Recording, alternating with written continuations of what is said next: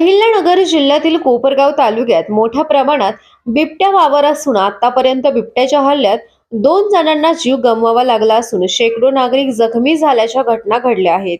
मागील काही दिवसात वन विभागाला जवळपास 10 बिबटे जेरबंद करण्यात आल्याची माहिती समोर आली आहे. मात्र असे असतानाही बिबट्याची दहशत पुन्हा एकदा वाढताना दिसून येत आहे. तालुक्यातील माहेगाव देशमुख येथे आज शनिवार दिनांक 17 जानेवारी 2026 रोजी पहाटेच्या सुमारास बिबट्याने शेतकऱ्यावर हल्ला केल्याची धक्कादायक घटना घडली आहे.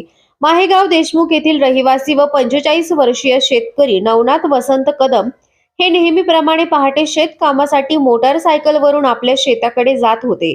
त्यावेळी शेतात दबाव धरून बसलेल्या बिबट्याने अचानक त्यांच्यावर झडप घालत हल्ला केला.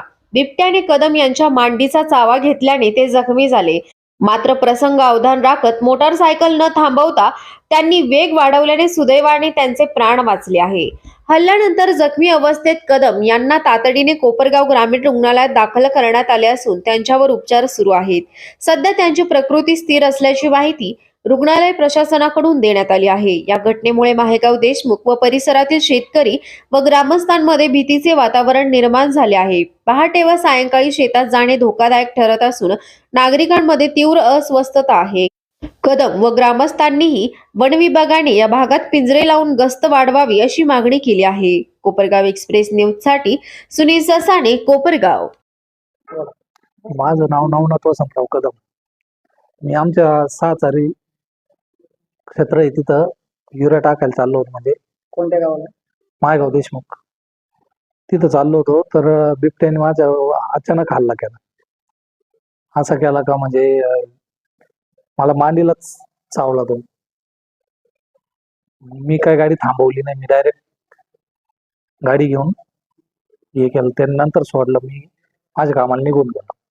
आम्ही असं सांगू शकतो का याच्या पुढं काही घडलं नाही पाहिजे बुवा, असं त्याची तुम्ही कारवाई केली पाहिजे बुवा, असं. हा, शेतकऱ्याचं कसं राहतं, बाहेर म्हणजे आपलं शेतीत काम करावं लागतं, त्याच्यामुळे ना